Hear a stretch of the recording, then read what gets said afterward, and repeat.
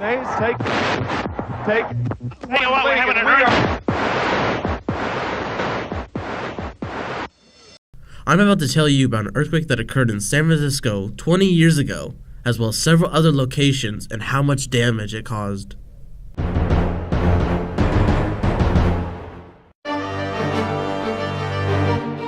We interviewed a few students to see if they knew anything about earthquakes.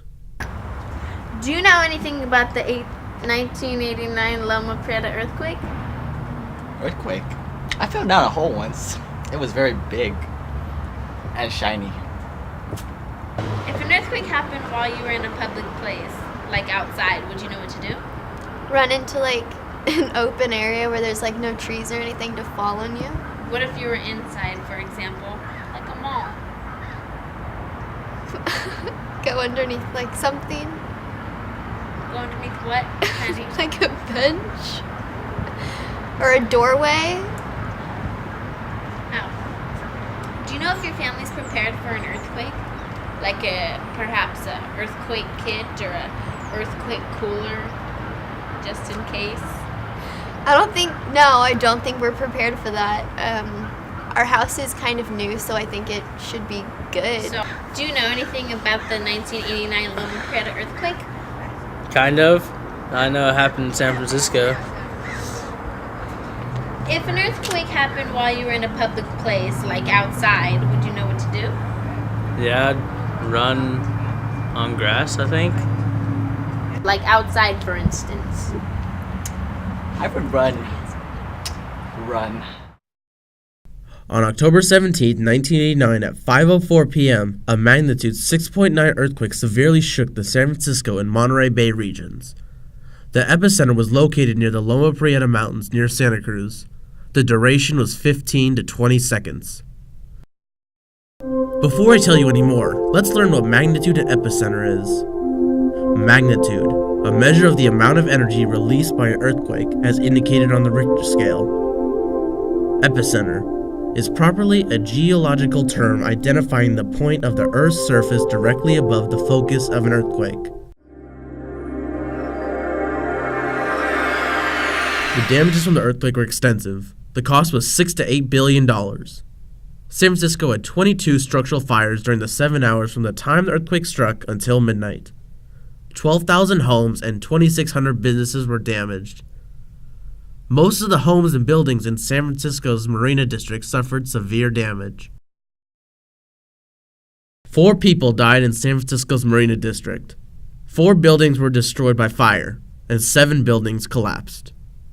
63 damaged structures were judged too dangerous to live in.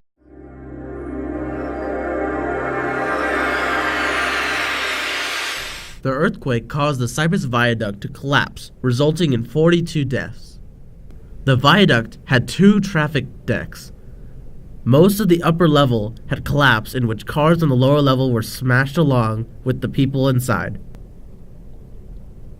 Lots of people quickly rushed to the trapped civilians. Some were rescued, thankfully, but many others were killed from the rubble. The Cypress Viaduct had been a tragic accident during the earthquake. However, this disaster could have been avoided. Earthquake engineers had suggested to the city of Oakland multiple times that the Cypress Viaduct should have been reinforced with new technologies that had been developed to stop the type of concrete breakaway that occurred during the quake.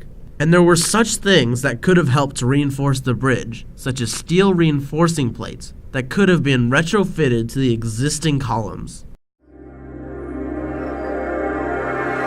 Loma Prieta was a moderately big earthquake, certainly destructive to some parts of the Bay Area, but nowhere near the size of the Great San Francisco earthquake of 1906. Second, having an earthquake like Loma Prieta has little to do with the likelihood of having another one on a different fault somewhere else in the area. The inevitability of a damaging earthquake still confronts everybody in the Bay Area, and we still risk substantial damage. Earthquake Early Warning, or EEW, systems detect earthquakes in real time and may provide up to 10 seconds of warning before strong and damaging ground shaking begins. That's enough time for people to take cover and for automatic systems to switch off natural gas supplies. We were lucky enough to have an interview with Steve Walker, a geologist from USGS, and asked him a few questions about the future and what could happen during the next big earthquake. Do you believe people are prepared for the next big earthquake?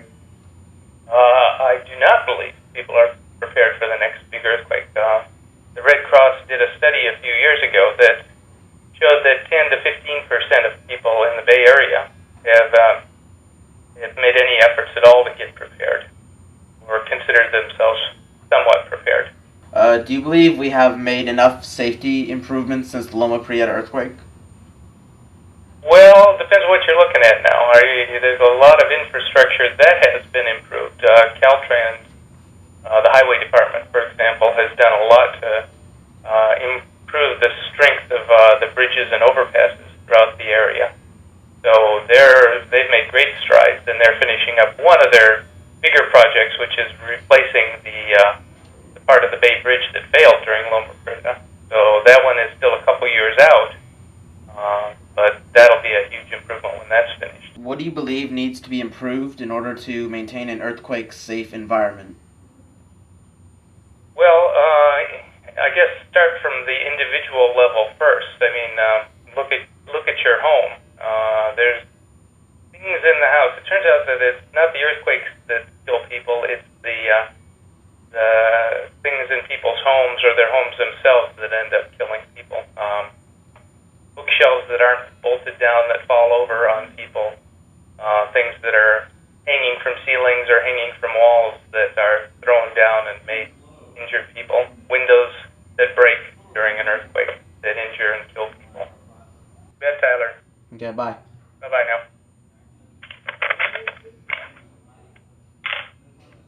For more information about earthquakes, please go to www.earthquake.usgs.gov or www.usgs.gov for general information.